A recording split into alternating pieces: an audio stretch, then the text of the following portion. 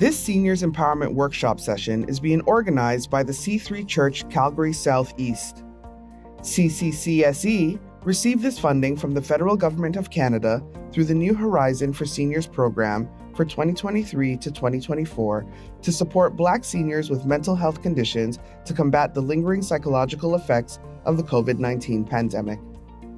C3 Church Calgary Southeast is a faith-based community organization whose mandate and activities are dedicated to the spiritual and educational advancement of our members in the Black, visible minority, and immigrant communities in southeast of Calgary, Alberta. We coordinate socially inclusive, information-sharing workshops for vulnerable individuals that facilitate the development of basic social interactive community involvement of seniors and youths, advocacy, and other social development programs. As a faith-based community organization, we achieve our mandate and uphold our vision by providing direct services to as many as 254 Black and visible minority community members annually. These services include 1. Provide wedding services, marital counseling, and conflict resolution services to community members. 2. Providing counseling, social, and advocacy support systems for women impacted by gender-based violence and connect them with appropriate social and justice systems. 3. Increasing accessibility to social programming for Black seniors to improve their community engagement and combat social isolation and loneliness. And 4. Delivery of nutritional food and personal protective equipment to vulnerable Black and visible minority families. Thank you for joining us for the Seniors Better Living Workshop.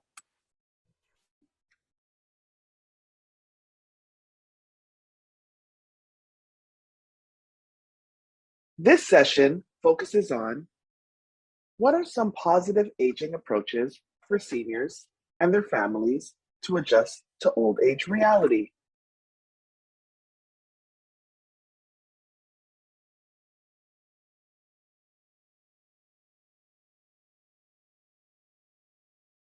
Firstly, what is positive aging? Positive aging is an approach that recognizes how our mindset and attitudes affect our physical and emotional well-being as we age. The Positive Psychology Institute defines it as the process of maintaining a positive attitude, feeling good about yourself, keeping fit and healthy, and engaging fully in life as you age.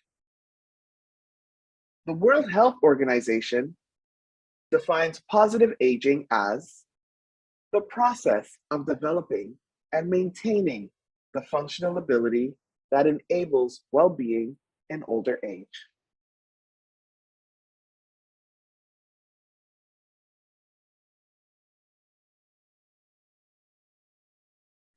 According to the Positive Psychology Institute, aging is often associated with many rewarding experiences, but is also a time when significant changes might occur, such as a diminution of physical vitality and function, contracting social networks, limited employment opportunities, and loss. Keeping a positive attitude towards aging is vital, as studies indicate that a positive attitude improves physical and mental health. It also enables people to maintain a sense of control and quality of life as they face another part of the life cycle.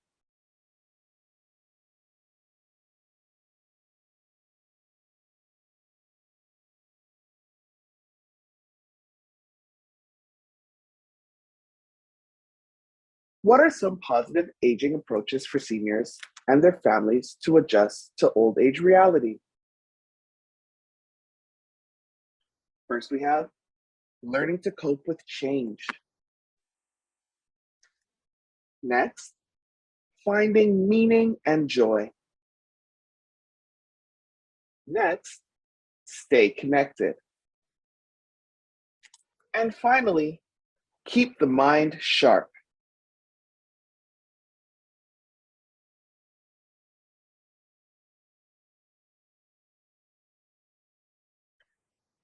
Now we're going to talk about learning to cope with change. As seniors age, there will be periods of both joy and stress. It's important for them to build resilience and find healthy ways to cope with challenges. This ability will help seniors make the most of the good times and keep their perspective when times are tough.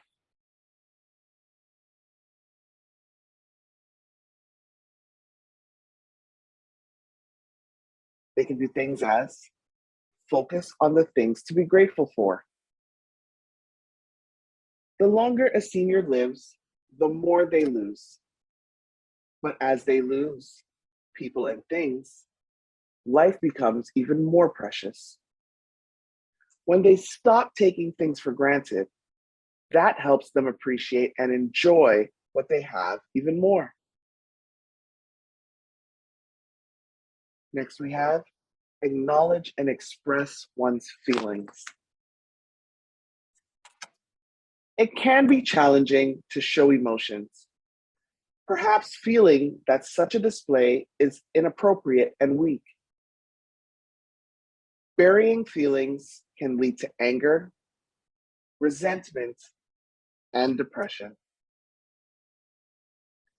Find healthy ways to process feelings, perhaps by talking with a close friend or writing in a journal. Next, we have take daily action to deal with life's challenges. When a challenge seems too big to handle, sweeping it under the carpet often appears the easiest option. But ignoring the problem doesn't make it go away. It allows both the problem and anxiety to build. Instead, taking things one small step at a time can go a long way to boosting a senior's confidence and reminding them that they are not powerless.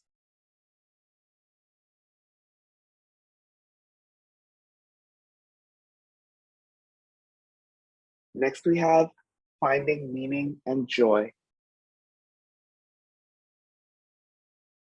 A key ingredient in the recipe for healthy aging is the continuing ability to find meaning and joy in life. As seniors age, their life will change and they will gradually lose things that previously occupied their time and gave them purpose. Everyone has different ways of experiencing meaning and joy, and the activities they enjoy may change over time.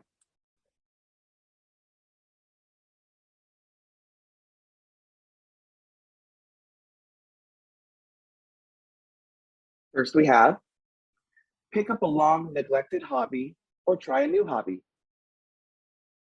Seniors can join classes, clubs, or sports teams. This is a great way to pursue a hobby and expand their social network at the same time. Next, we have learning something new, such as an instrument, a foreign language, a new game, or a new sport. Learning new activities not only adds meaning and joy to life, but can also help to maintain brain health and prevent mental decline. Next, we have get involved in the community. Attending a local event or volunteering for a cause that's important to a senior. Community work can also be a great way of utilizing and passing on the skills honed in a senior's career without the commitment or stress of a regular employment. And finally, we have spend time in nature. Taking a scenic hike, going fishing or camping, enjoying a ski trip, or walking a dog in the park.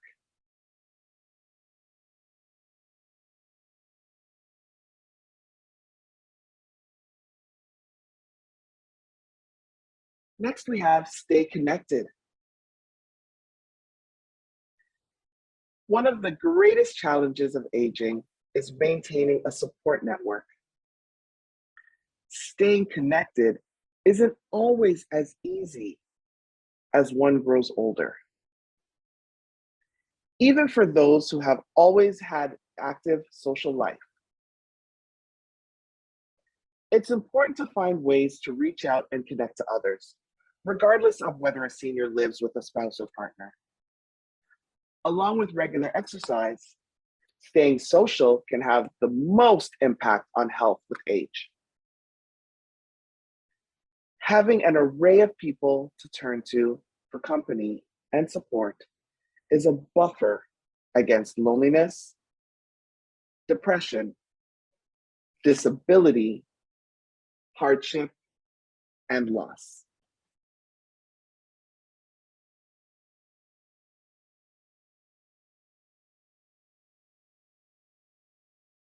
Some things they can do are connect regularly with friends and family. Seniors can spend time with people they enjoy and who make them feel upbeat. It may be a neighbor they like to exercise with, a lunch date with an old friend, shopping with their children, or playing with grandkids. Next, make an effort to make new friends. As an elder loses people in their circle, it is vital to make new connections so their social support and life doesn't decline. Younger friends can re-energize seniors and help them see life from a fresh perspective. And next we have volunteer. Giving back to the community is a wonderful way to strengthen social bonds and meet others interested in similar activities or who share similar values. Even if one's mobility becomes limited, you can get involved by volunteering on the phone.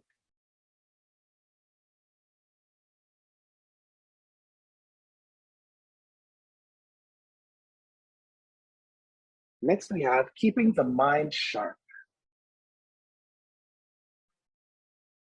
There are many good reasons for keeping the brain as active as the body. Exercising, keeping the brain active, and maintaining creativity can actually help to prevent cognitive decline and memory problems. The more active and social a senior is, the more they use and sharpen their brain.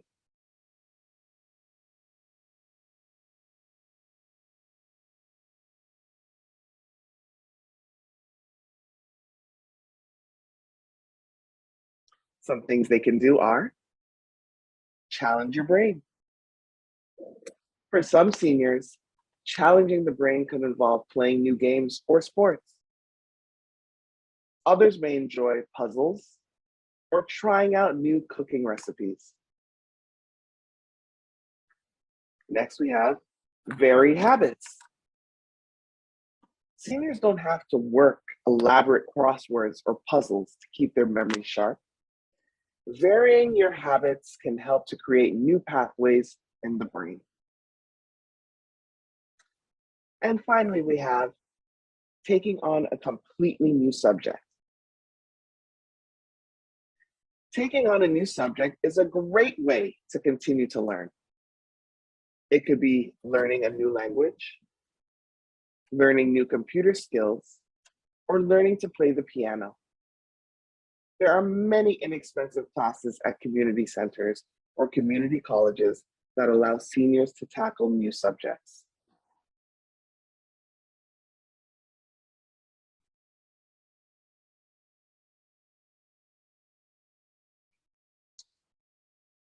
Now we're moving on to positive aging theories. These are listed as disengagement theory, the activity theory, continuity theory, and the life course perspective.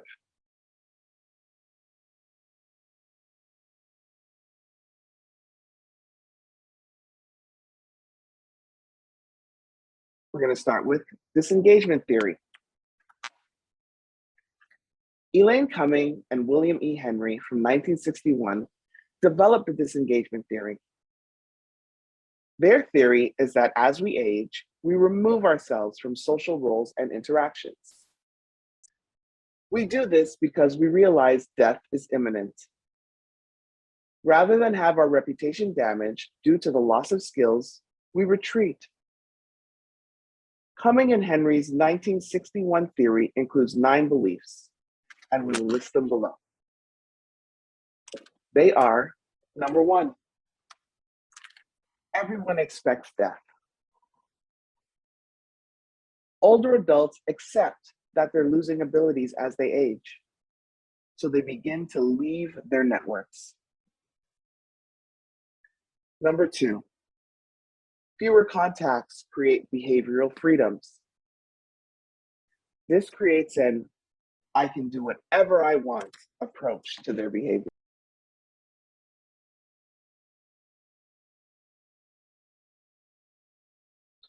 Number 4, the ego evolves as it ages. The older adult steps aside so the younger person can take over in whatever role the elder leaves. The older person seeks out personal enjoyment. Number 5, complete disengagement occurs when society is ready for it. Older adults can't transition unless society is ready to let them. Number 6, disengagement can occur if people lose their roles. Roles are gender specific. Men do labor, women handle domestic responsibilities. If they're unable to fulfill their role, then disengagement happens. Number 7, readiness equates to societal permission. When older adults begin pondering their death, sense a loss of status, and lose ego energy, then society allows disengagement.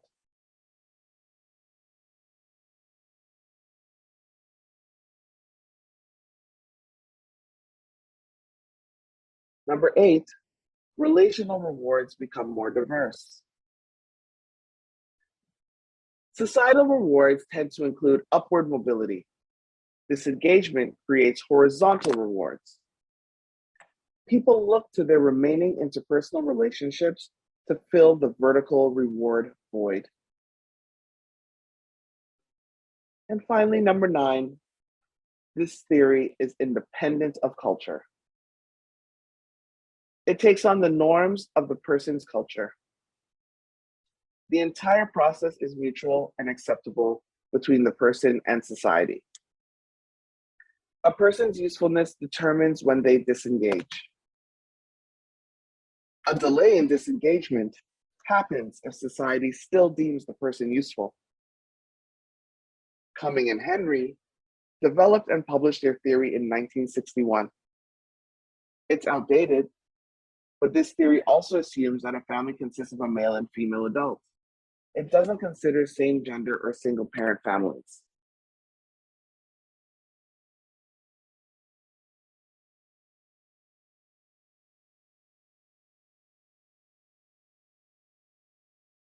Next, we have the activity theory. The activity theory proposes that aging adults who engage in daily activities that they perceive as productive age successfully. It takes into account the value of social interactions in aging gracefully. Developed in 1961 by Robert Habermas, it applies to anyone at any age. People are happier when engaged in activities they enjoy. This fits well with the self-determination theory of motivation.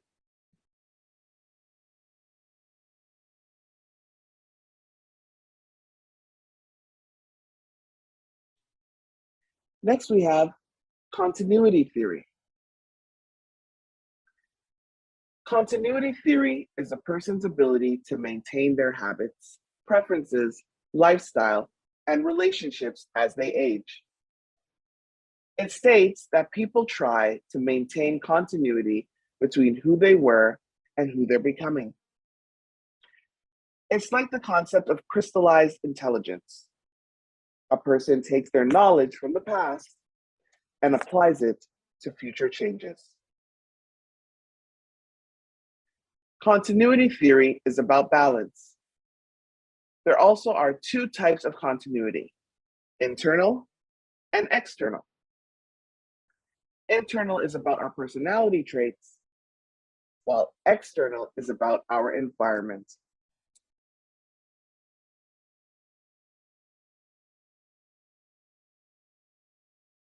Next, we have the life course perspective.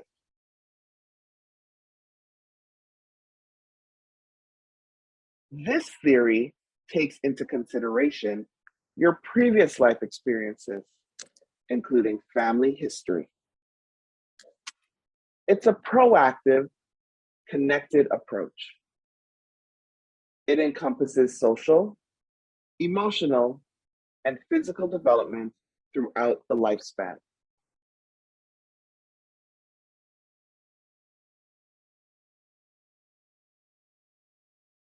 Developed by Glenn H. Elder Jr., this theory has 5 guiding principles.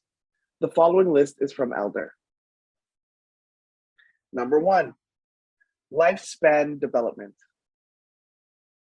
Human development and aging are lifelong processes.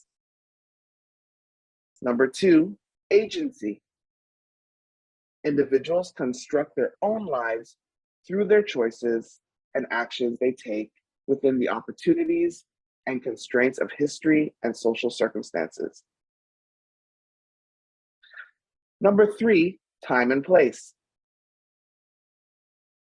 The life course of individuals is embedded and shaped by the historical times and places they experience over their lifetime. Number 4, timing. The developmental antecedents and consequences of life transitions, events, and behavioral patterns vary according to their timing in a person's life. And number 5, linked lives. Lives are lived interdependently, and socio-historical influences are expressed through this network of shared relationships.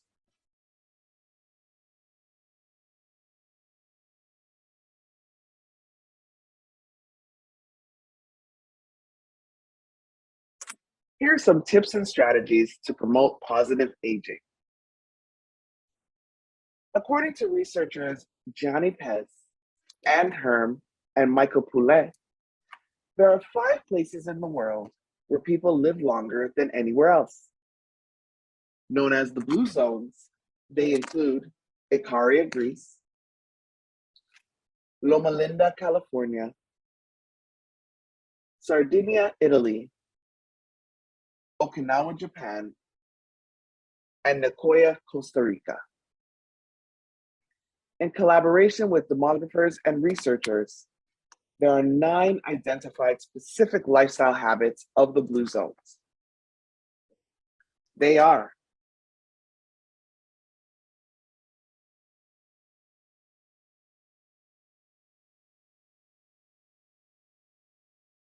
move naturally. People in the Blue Zones live in areas that push them to move without thinking much about it. Their exercise includes activities like gardening. Next, we have purpose, called ikigai by the Okinawans. This is your reason for getting up in the morning. Find it, and you'll live about 7 years longer. Next, we have downshift. Learn how to manage stress. People in Blue Zones pray, remember their ancestors, take naps, or engage in happy hour. Next, we have 80% rule. Stop eating before you're full. Eat your smallest meal in the late afternoon or early evening. And don't eat anything else. This is how Blue Zone people live longer. They control their weight.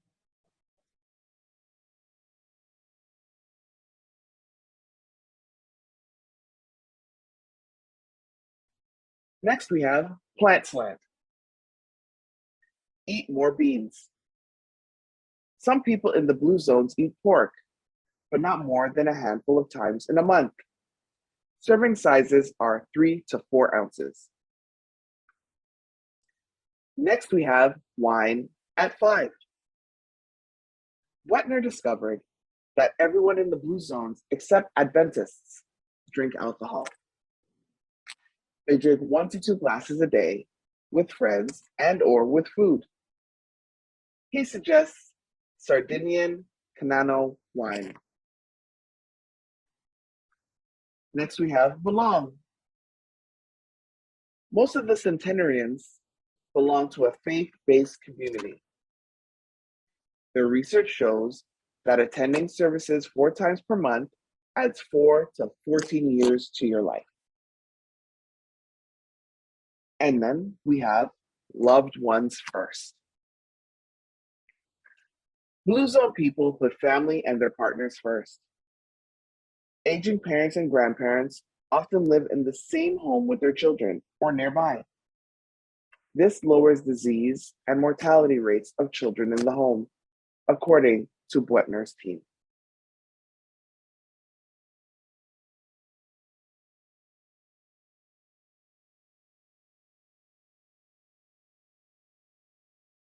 Thank you so much for joining us for this Seniors Better Living workshop. We look forward to seeing you again.